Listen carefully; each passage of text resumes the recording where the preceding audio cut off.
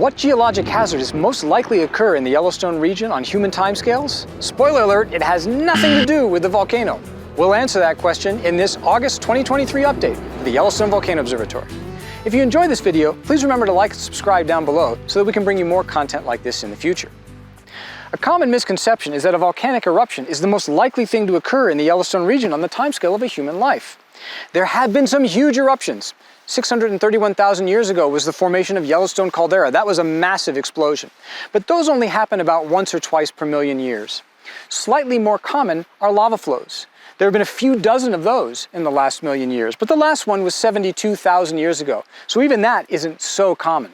But strong earthquakes? Those happen once or twice per century.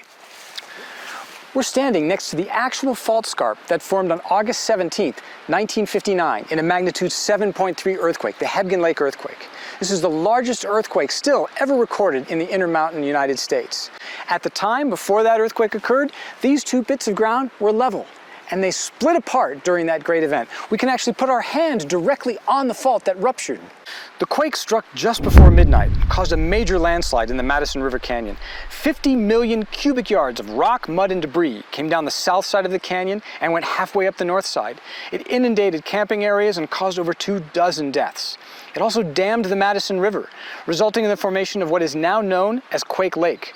Drowned trees, it floated cabins off their foundations, it threatened additional flooding if the debris dam were to collapse. Now, the Army Corps of Engineers stabilized the dam and the lake level stabilized, but you can still see today the drowned trees in the margin of the lake and cabins that were dropped in a field as the lake level dropped and stabilized. The shaking also caused quite a bit of damage to roads and infrastructure, and it impacted the hydrothermal system in Yellowstone National Park. Within 24 hours, at least 289 springs erupted as geysers. 160 of those had no recorded previous eruptions. Hundreds of springs became cloudy with stirred up debris, and some new thermal areas formed as cracks allowed new pathways for heat and water. It caused Old Faithful's eruption interval to become a bit erratic, and ultimately, the average interval between Old Faithful eruptions increased by several minutes. Yellowstone sits within a part of the western U.S. that's very active tectonically. There are large faults everywhere, like the Teton Fault at the base of the Teton Range. And these are all capable of magnitude 6 to 7 earthquakes. There was even a magnitude 6 earthquake within Yellowstone National Park in 1975. These events will happen again in the future, typically at a rate of 1 or 2 per century. So strong earthquakes, these are really the most important regional scale hazard on human timescales in the Yellowstone area. It was another quiet month of earthquakes in the Yellowstone region. The University of Utah seismograph stations located just 88 events during July. The largest was a 2.2 just north of Canyon Junction on July 25th.